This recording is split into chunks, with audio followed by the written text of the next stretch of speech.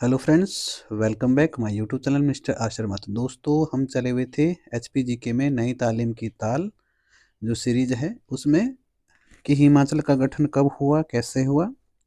हिमाचल प्रदेश जो मुख्य आयुक्त प्रांत है उससे लेकर के हिमाचल प्रदेश पूर्ण राजस्व प्राप्ति तक का सफर।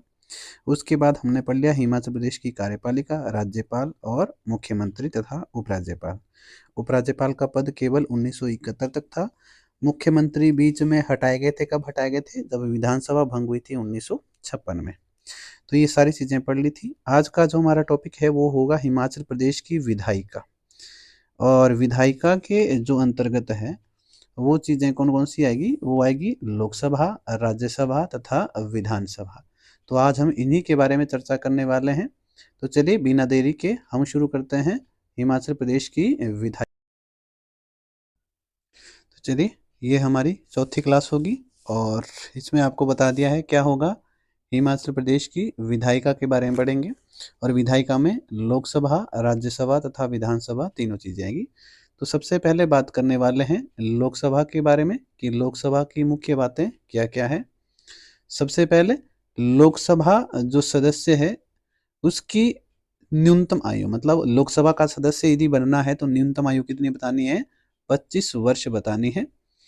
लोकसभा का जो कार्यकाल है वो कितना होता है? 5 वर्ष होता है। और लोकसभा को हम क्या कहते हैं? निचला सदन या प्रथम सदन भी कहते हैं। हिमाचल में 1952 में लोकसभा का निर्वाचन हुआ था और हिमाचल से कितने सदस्य गए थे? 3 सदस्य चुने गए थे। हिमाचल प्रदेश के प्रथम लोकसभा सदस्य राजकुमारी अमृत कौर चुने गए थे। हिमाचल प्रदेश से पहले जो लोकसभा सदस्य हैं वो किसे चुने गए थे? राजकुमारी अमृत कौर, जो कि महासू जो है कॉन्स्टिट्यूंसी से चुने गए थे। कॉन्स्टिट्यूंसी कहें या उस समय का लोकसभा जो क्षेत्र था, तो महासू उस समय का लोकसभा क्षेत्र था, उससे राजकुमारी अमृत कौर को चुना गया था। राजकुमारी अमृत कौर को देश की पहली स्वास्थ्य मंत्री के रूप में भी चुना गया था, मतलब इसे मंत्रिमंडल में भी स्थान दिया गया था। उसके बाद अगला क्वेश्चन है कि राजा आनंद चंद जो हैं, ठीक है, आपको पता होगा आनंद चंद कौन है, जो बिलासपुर के राजा रहे। राजा आनंद चंद हिमाचल प्रदेश से लोकसभा के लिए चुने जाने वाले पहले निर्दलीय सांसद हैं। यहाँ आपने प्रथम लिखना है, ठीक है। प्रथम निर्दलीय सांसद हिमाचल प्रदेश से कौन चुने गए थे? राजा आनंद चंद। किसी पार्टी से ना होकर एक राजा के रूप में लीडर थे उस समय, तो इनकी छवि थी, उस हिसाब से इन्हें पहला जो है लोकसभा सदस्य चुना गया था। किस प्रकार का? निर्दलीय सांसद चुना गया था, ठीक है। उसी तरह आपने ध्यान रखना हिमाचल प्रदेश में वर्तमान में जो लोकसभा सदस्य हैं वो कौन कौन से हैं, वो आपने ध्यान रखना है। तो हिमाचल प्रदेश में वर्तमान में लोकसभा सांसद कितने हैं? सीटें आपको पता है लोकसभा की कितनी है? 4 लोकसभा की सीटें हैं। किशन कपूर, ठीक है, कहाँ से हैं? कांगड़ा से हैं। अनुराग ठाकुर हमीरपुर से हैं। सुरेश कश्यप शिमला से हैं। और प्रतिभा सिंह ये कहाँ से है? ये आपके मंडी से है। तो ध्यान रखना है, 4 बता दिया आपको।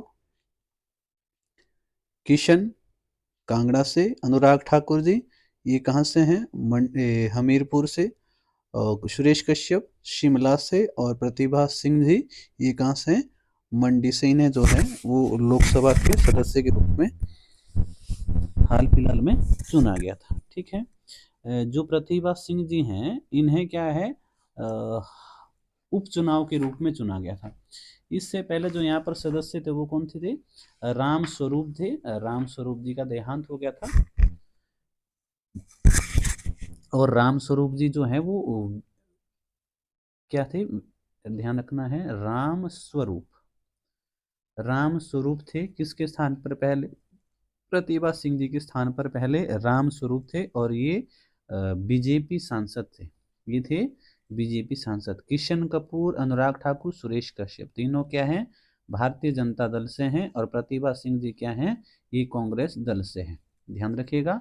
लेकिन इससे पहले प्रतिभा सिंह जी जो हैं वो उपचुनाव में जीती हैं। उससे पहले यहाँ पर राम स्वरूप जी थे जो कि बीजेपी के ही थे। इनका देहांत हो गया था अभी, इसीलिए उपचुनाव करवाए गए और प्रतिभा सिंह जी को क्या बना गया वहां से? लोकसभा के लिए चुना गया। तो ध्यान रहेगा कि प्रतिभा हिमाचल प्रदेश में वर्तमान जो 4 लोकसभा सांसद हैं उनमें से किस सीट पर या किसे उपचुनाव में चुना गया था, तो प्रतिभा सिंह थी। ठीक है, चलिए एक छोटी सी चीज अगर आप याद रख सको, ठीक है, अगर आप याद रख सको, जो पहले हैं किशन कपूर, ये हैं कांगड़ा से, अनुराग ठाकुर ये कहाँ से हैं, हमीरपुर से, सुरेश कश्यप ये कहाँ हैं, शिमला से, और प्रतिभा सिंह जी ये कहाँ हैं, मंडी से। आपने थोड़ी सी चीजें अगर याद रह सके कि कौन, जैसे कांगड़ा है, कांगड़ा जो लोकसभा क्षेत्र है इसमें आते हैं चंबा और कांगड़ा। कौन से आएंगे, चंबा और कांगड़ा।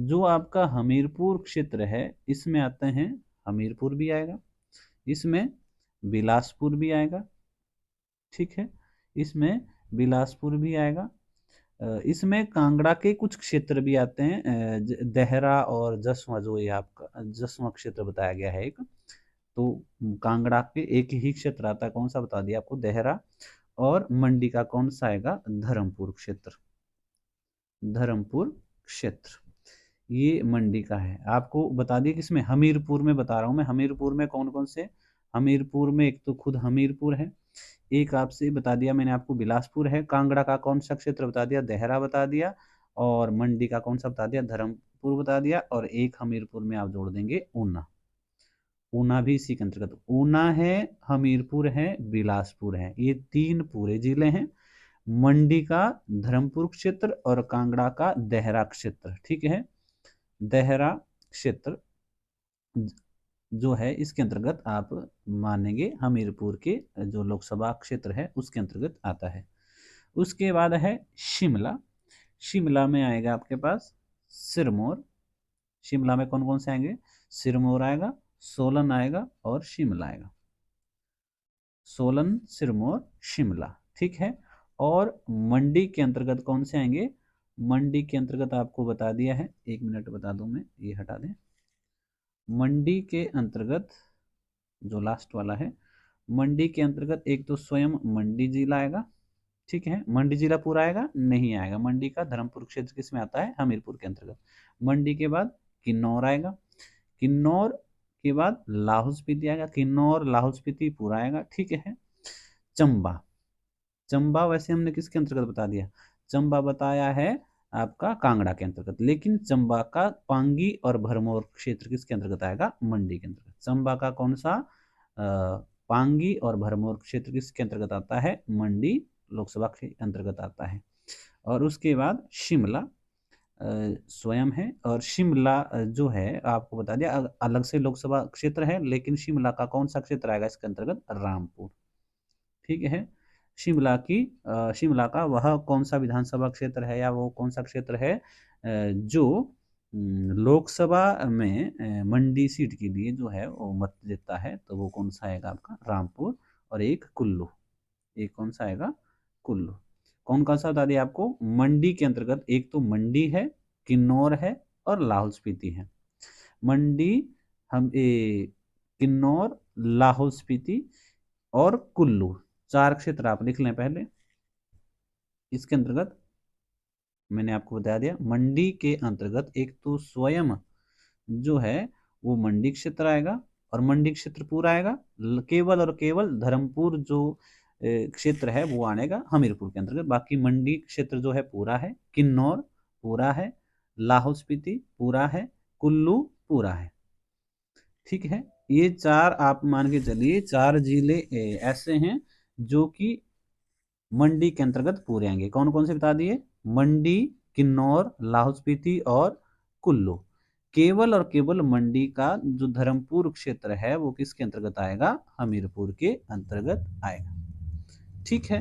उसके अलावा क्षेत्र मैंने जो बताया किसके आएंगे, शिमला और चंबा के भी आएंगे मंडी के अंतर्गत। और कौन से आएंगे, शिमला, शिमला का कौन सा बता दिया, रामपुर, और दूसरा कौन सा बता दिया आपको, चंबा, चंबा के कौन से बता दिए, पांगी और भरमौर, पांगी और भरमौर।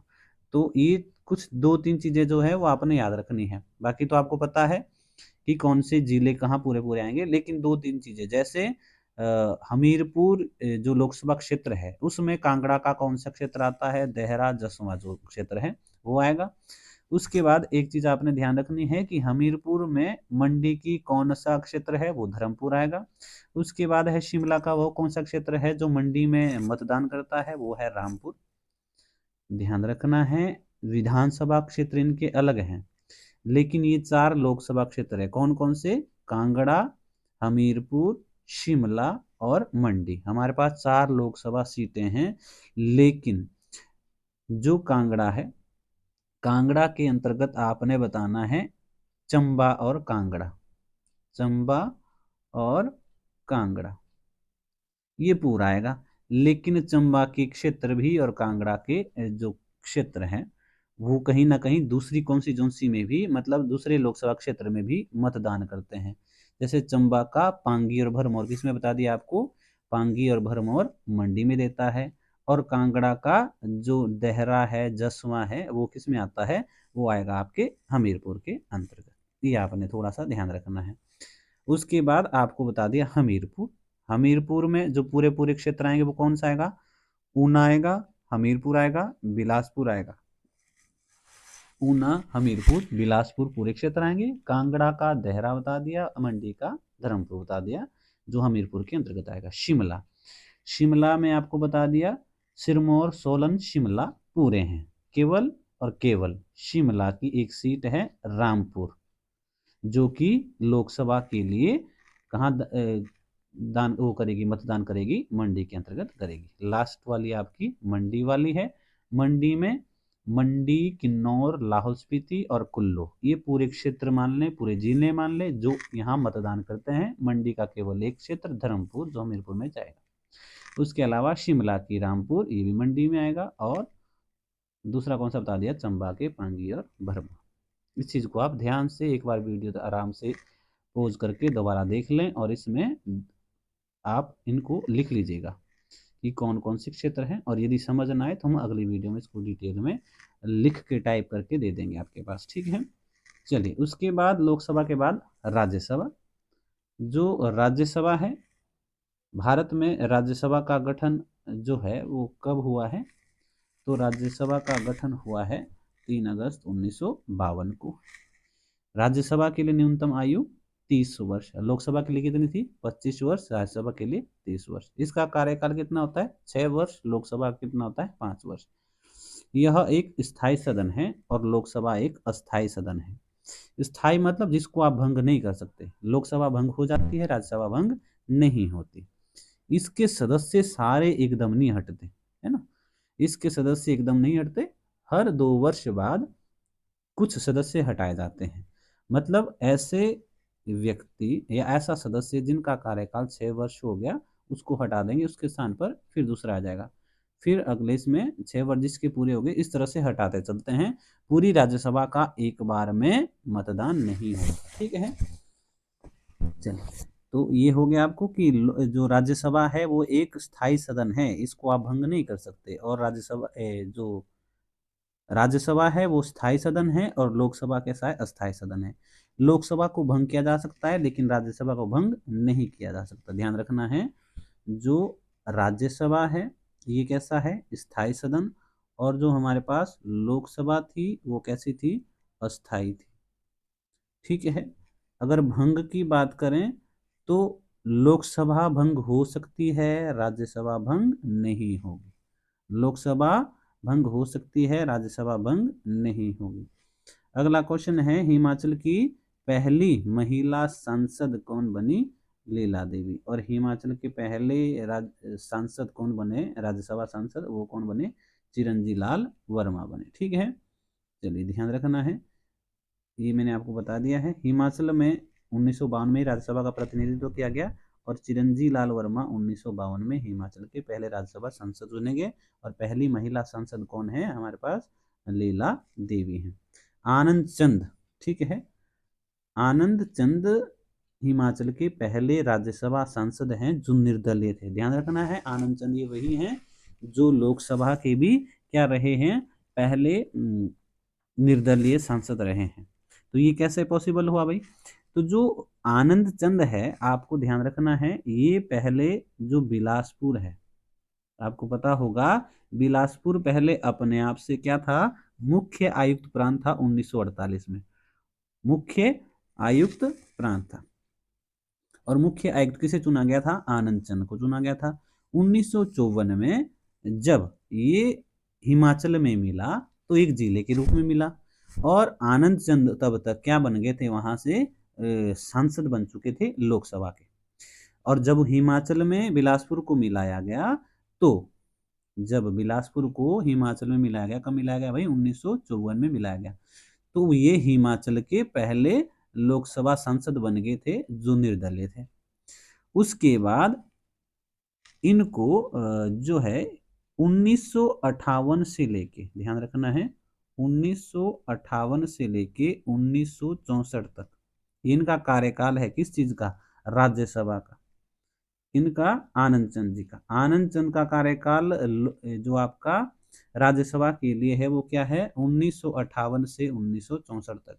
और जो ये आनंद चंद जो हैं बिलासपुर में जब ये लोकसभा के लिए चुने गए थे तो ये 1952 में चुने गए थे, ठीक है। तो ध्यान रखना है 1952 में चुने गए थे लोकसभा के लिए, और 1954 में मिले ये हिमाचल में, तो हिमाचल के पहले निर्दलीय बने।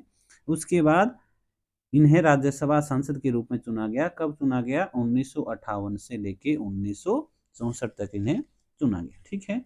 उसके बाद ये 1964 तक लेके 1970 तक, ठीक है, बिहार से भी इन्होंने राज्यसभा सांसद के रूप में जो है वो लड़ा था चुनाव। तो एक चीज ध्यान रखनी है, ये क्या बन गए, ये बन गए हमारे पहले सांसद बने, यह पहले सांसद, ध्यान रखना है आनंद चंद हमारे पास ऐसे पहले सांसद हैं जो लोकसभा तथा राज्यसभा दोनों में हिमाचल का प्रतिनिधित्व कर चुके थे। हिमाचल का पहला सांसद जिसने लोकसभा और राज्यसभा दोनों में हिमाचल का प्रतिनिधित्व किया वो कौन बने, आनंद चंद। चलिए उसके बाद ये बता दिया यहाँ हिमाचल के प्रथम सांसद जिन्होंने संसद के दोनों सदनों में सदस्यता प्राप्त की। उसके बाद कह रहे हैं चंद्रेश कुमारी, चंद्रेश कुमारी ये क्या रही हैं, ये भी हिमाचल की पहली ये महिला सांसद रही है, पहली महिला सांसद है जो क्या बनी है दोनों सदनों में, जिसने हिमाचल का क्या किया है, प्रतिनिधित्व किया है। ध्यान रखना है हिमाचल का प्रतिनिधित्व करने वाले पहले ऐसे व्यक्ति जिन्होंने दोनों सदनों में प्रतिनिधित्व किया वो है आनंद चंद, और महिला में कौन बनेगी, सबसे पहले चंद्रेश कुमारी बनेगी। तो इस चीज का आपने ध्यान रखना है।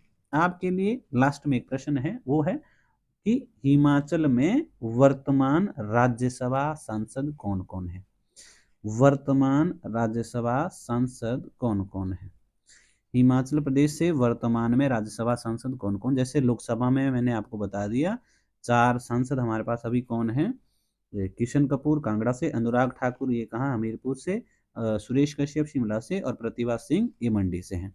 तो ये 4 व्यक्ति हैं जो इस समय वर्तमान में लोकसभा से हैं। उसी तरह आपने बताना है कि अभी वर्तमान में राज्यसभा सांसद हिमाचल से कौन कौन है। तो चलिए बिना देरी के हम अपनी वीडियो को विराम देते हैं, अब ज़्यादा लंबी वीडियो नहीं बनाने वाले हैं। आपने प्रश्न का जवाब जरूर जो है वो कमेंट बॉक्स में डालना है, यदि कोई प्रश्न हो सुझाव हो तो कमेंट बॉक्स में ज़रूर बताएं, और वीडियो को लाइक शेयर कमेंट तथा दूसरों के साथ जो है साझा जरूर करें। चलिए जय हिंद जय भारत।